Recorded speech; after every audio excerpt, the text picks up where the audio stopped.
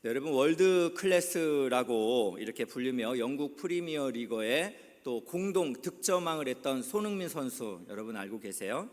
최근에 한 유튜브를 봤더니 한 사회자가 인터뷰를 하면서 이렇게 물었습니다. 그의 아버지 손흥정 씨에게 배운 인생에서 가장 큰 가르침 그리고 그 가치가 있다면 하나 뽑으라면 무엇입니까? 이런 질문이었습니다. 그때 손흥민 선수가 이렇게 이야기를 합니다. 벼는 익을수록 고개를 숙인다라는 이런 말씀을 아버님은 많이 하셔서 아버지께는 겸손, 또 겸손, 또 겸손이 이렇게 말씀을 하셨기 때문에 자신은 축구 실력보다 겸손이 더 중요합니다. 이런 이야기를 했습니다. 여러분 우리도 참 살다가 보면 참 겸손이 중요하다 이런 생각을 많이 하잖아요. 그래서 존 스토트 목사님도 복음주의 신앙에서 가장 중요시하는 성품은 바로 겸손이다 이렇게 이야기를 했습니다. 여러분 그렇습니다. 신앙에 있어서 겸손은 매우 중요한 덕목입니다.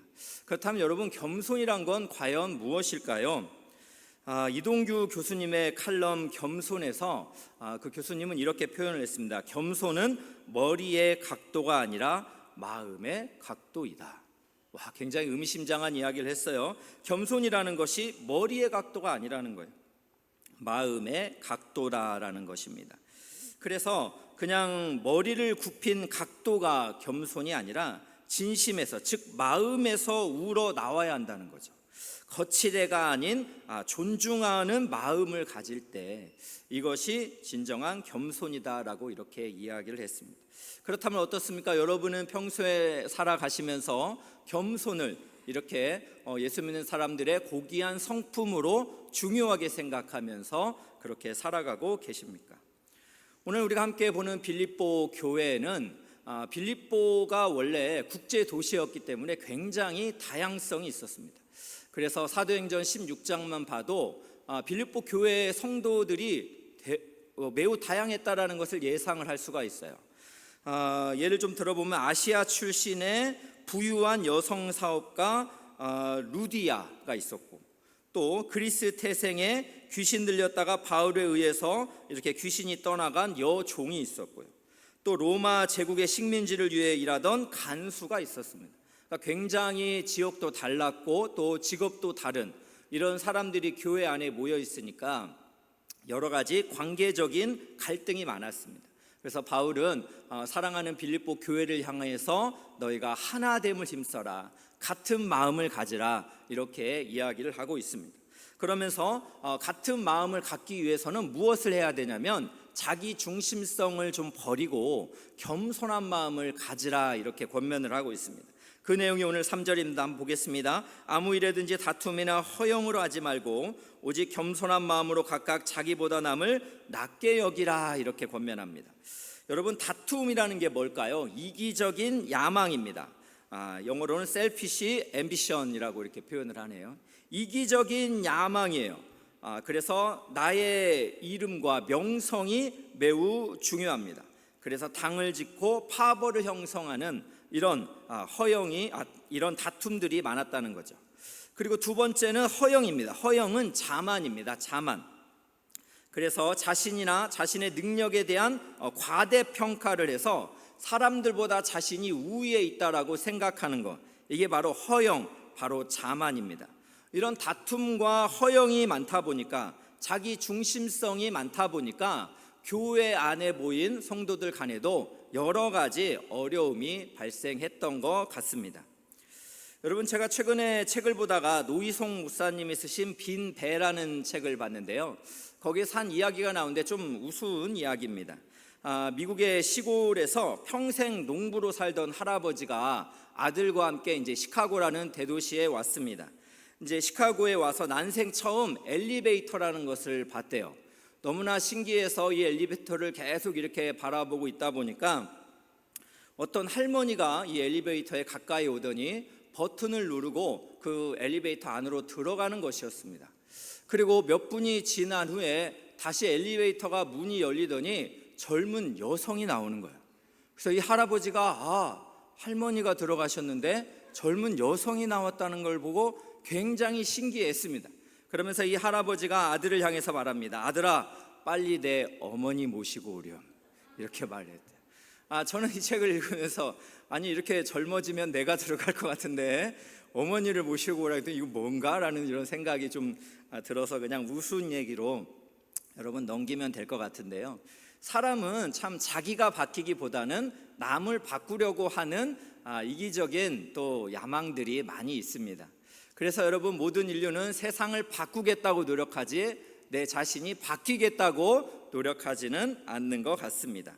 이것은 여러분, 우리 안에 참 교만이라는 게 참 뿌리 깊이 자리하기 있기 때문에 그렇습니다.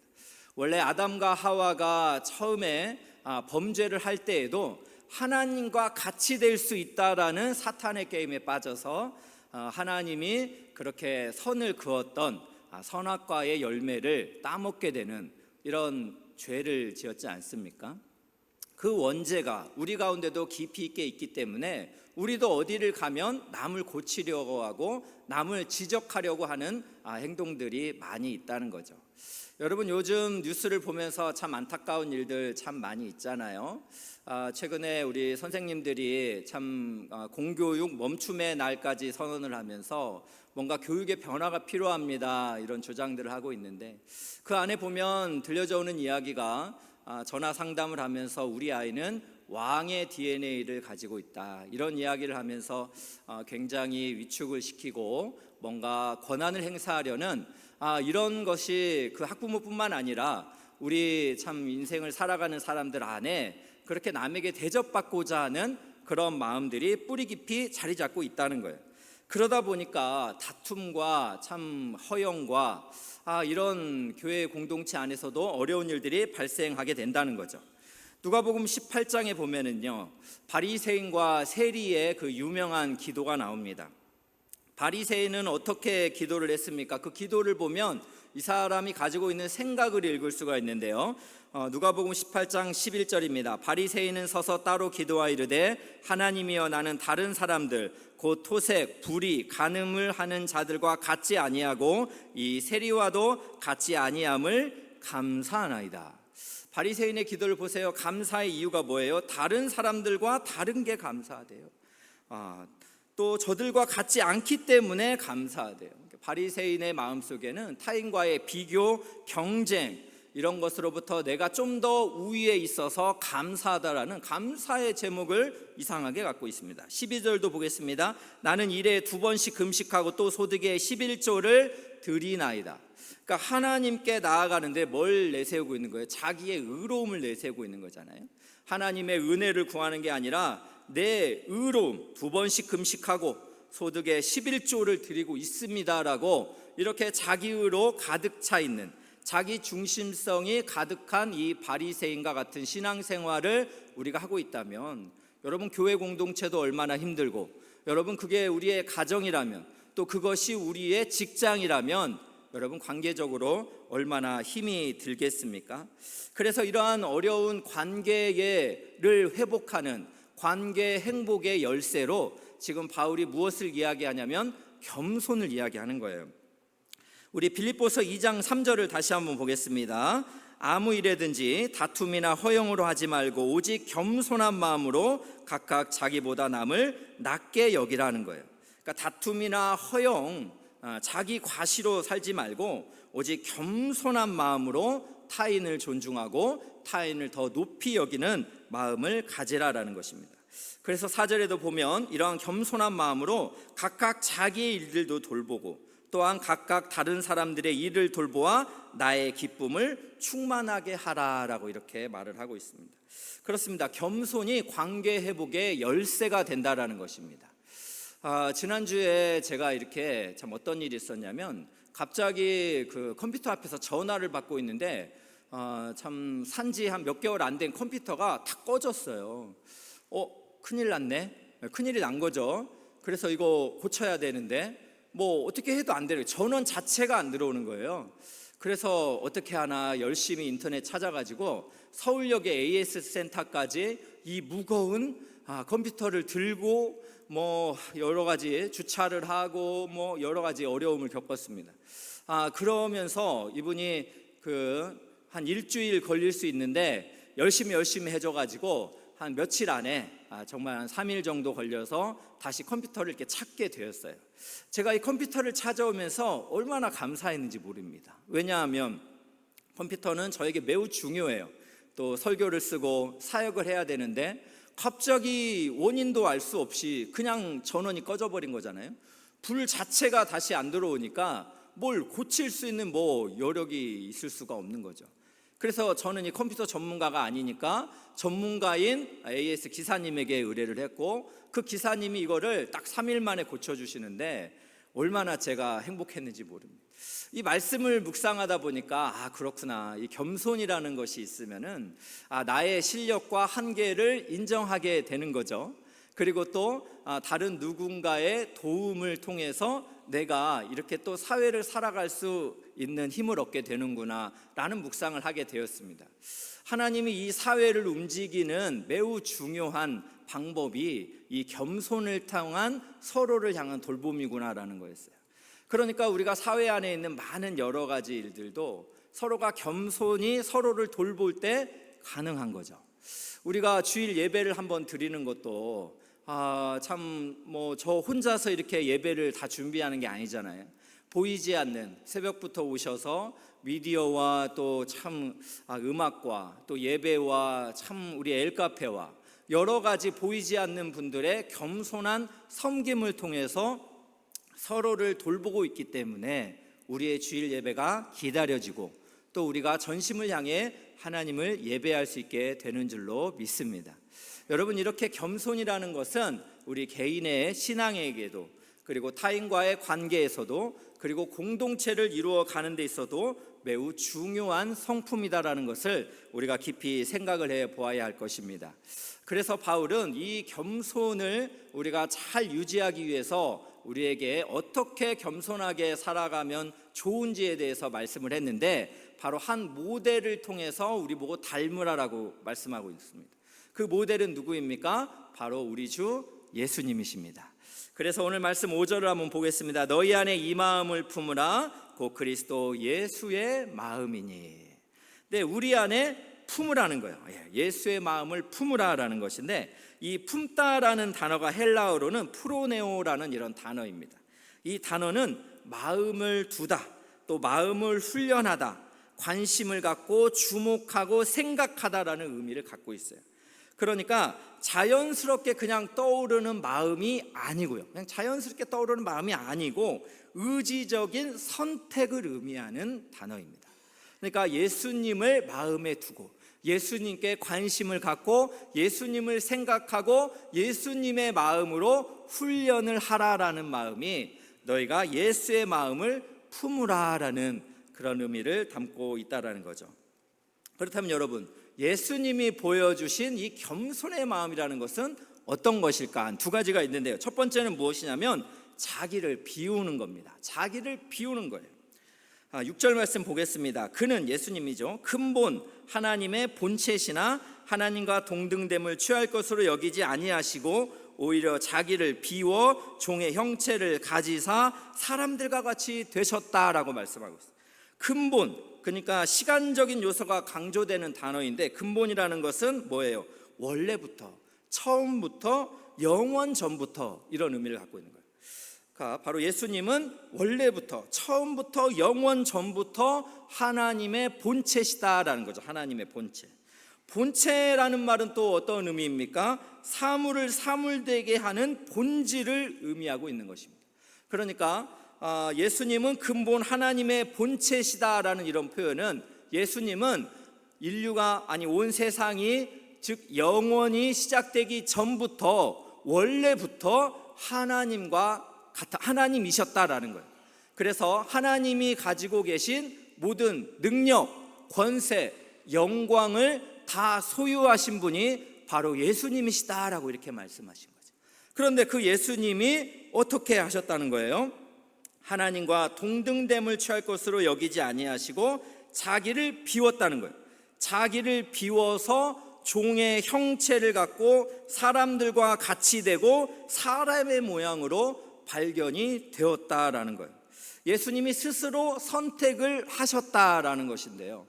그렇다면 오늘 여기서 우리가 좀 마음을 좀 이렇게 좀 두고 싶은 단어가 있다면 이 비워라는 이런 단어입니다. 여러분, 비움이라는 단어는 헬라어로 케노시스라는 단어입니다. 이것은 우리말로 무엇이냐면 자기를 비운다 이런 뜻이에요. 자기 비하 등으로 번역이 되기도 합니다. 내려놓음으로 이렇게 표현을 하기도 하고요.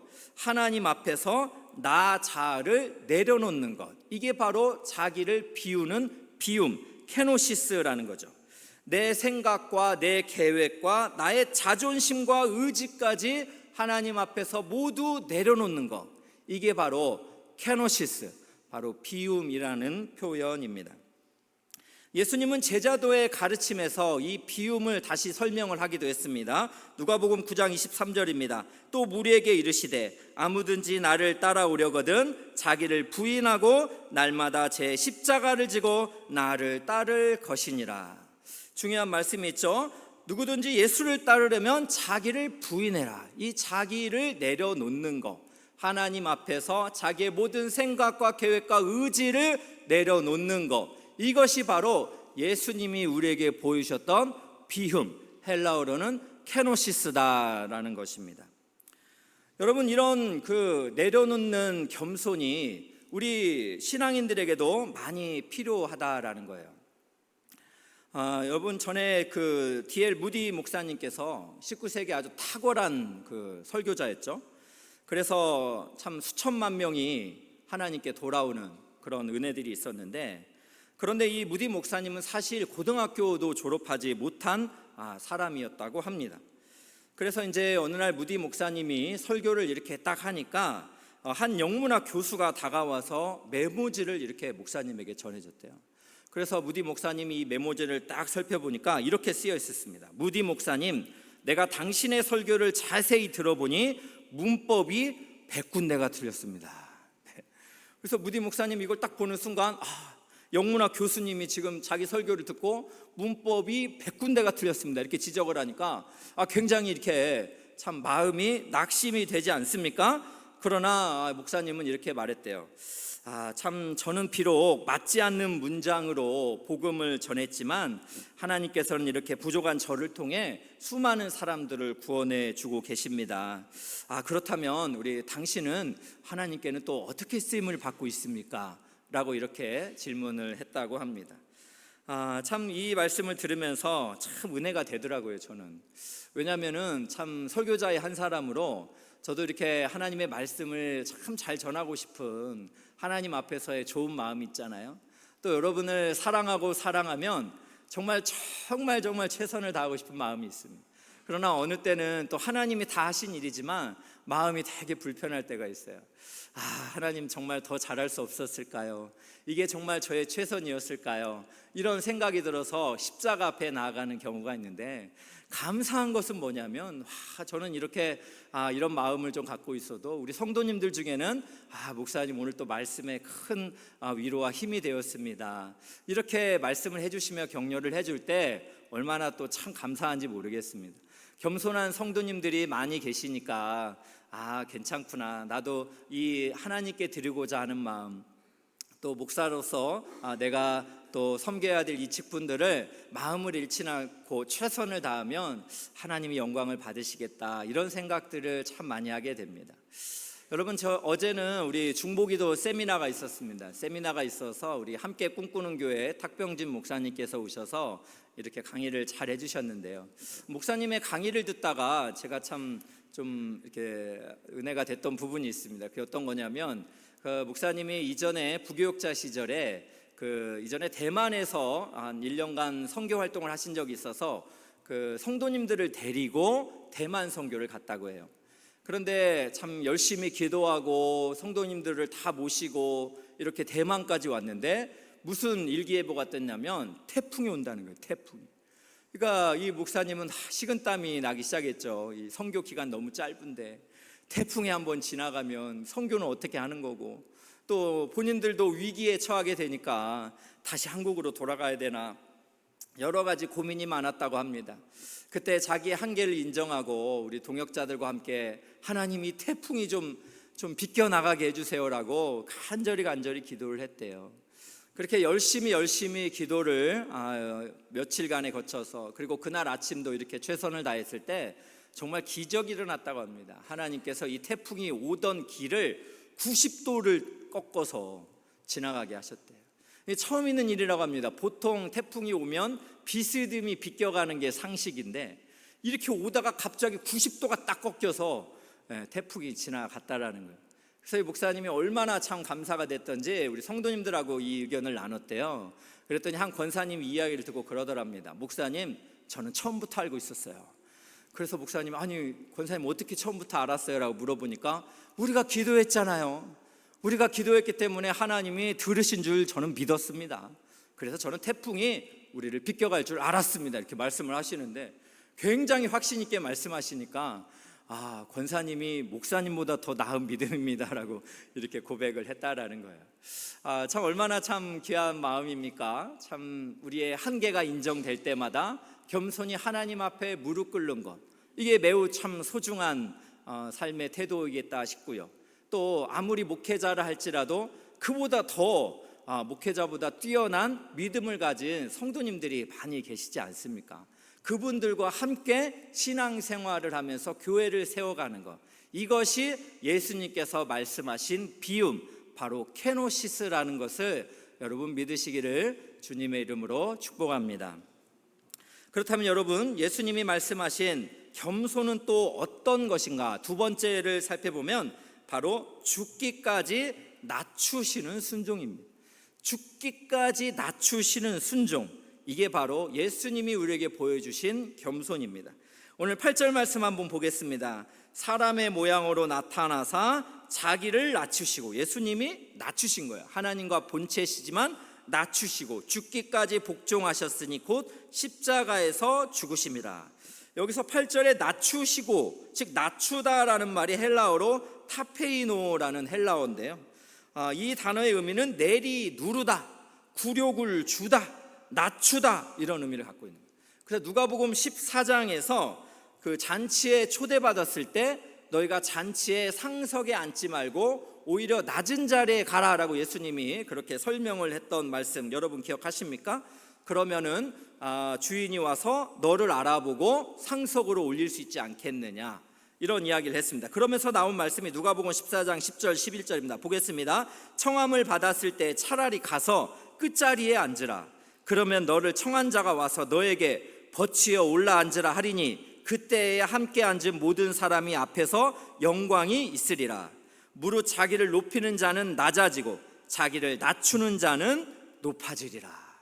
여기서 지금 11절에 자기를 낮추는 자, 타페이노, 일부러 높은 자리에 앉지 아니하고 말석에 가서 앉는 것, 이것이 바로 낮춘다라는 타페이노라는 의미를 가지고 있다는 거죠.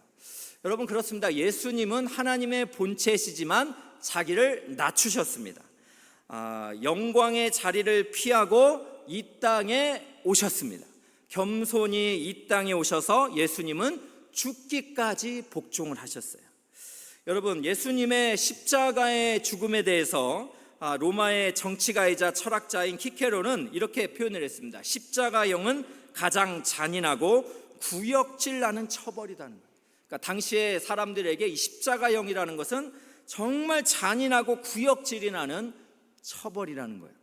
또 세네카라는 그 철학자는 또 이렇게 말했습니다. 십자가형을 앞둔 사람은 누구든지 십자가로 가기 전에 죽는 편을 택할 것이라.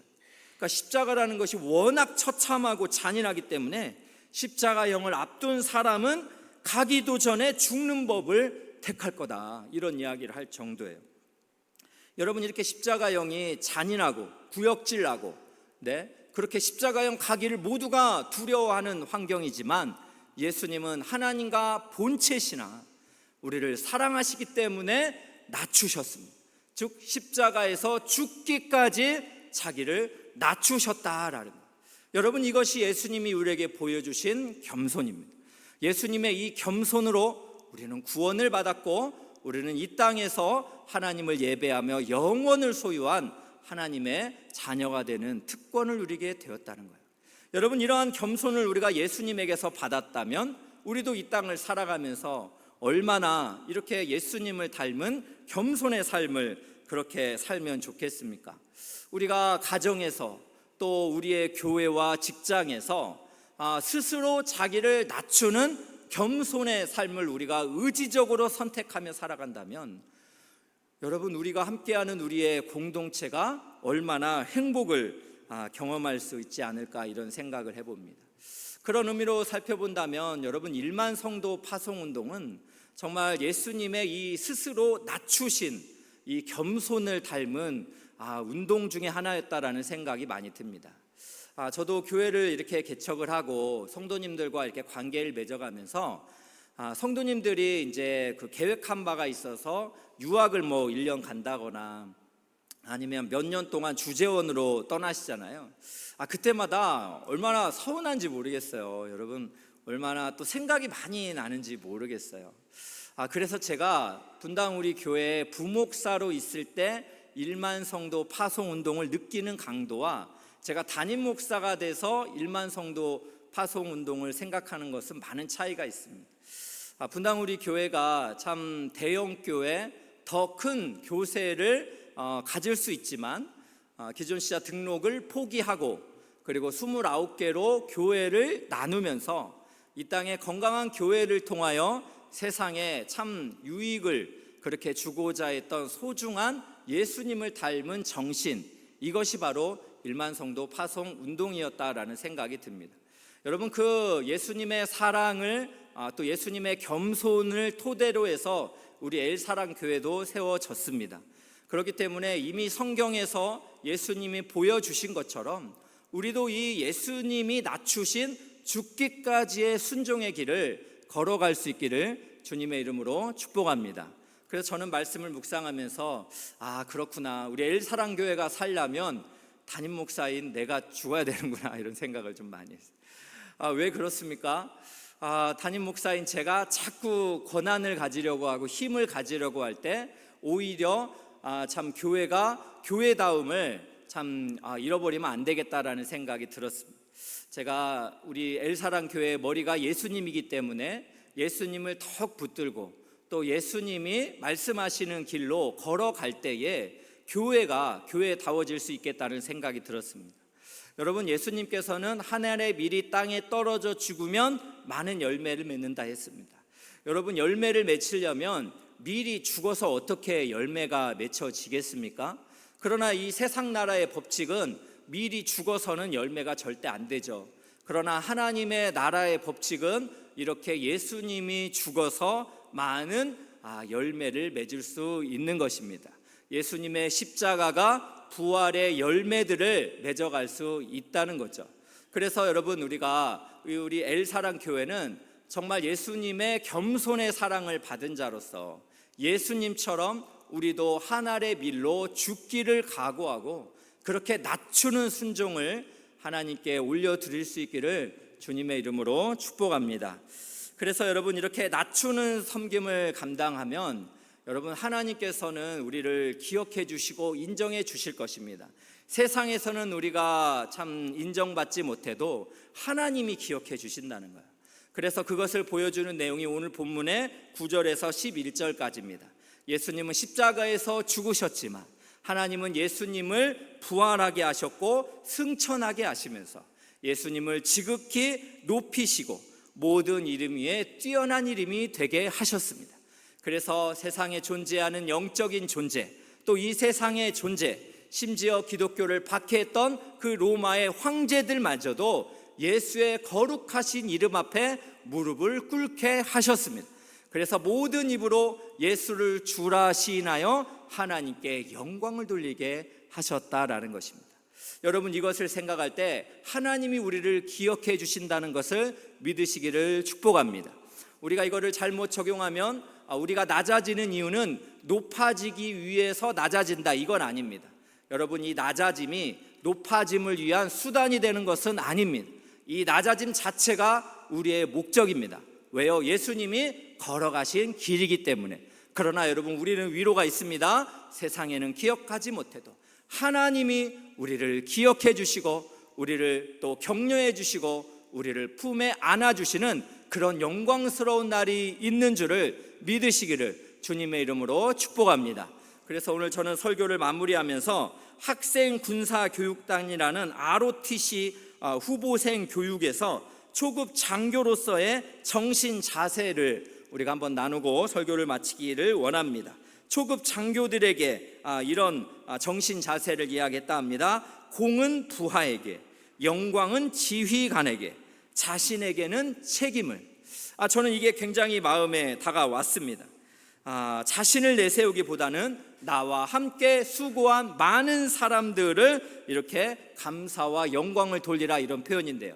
저는 이것을 우리 기독교적으로, 신앙으로 이렇게 좀 바꾸어 봤습니다. 네, 공은 우리 동역자에게, 영광은 예수님에게, 자신에게는 주어진 사명의 책임을. 아멘. 네, 이렇게 예수님을 닮은 겸손의 삶을 실천하시며 여러분의 가정과 교회와 직장을 세워가시는 여러분 되시길 주님의 이름으로 축복합니다.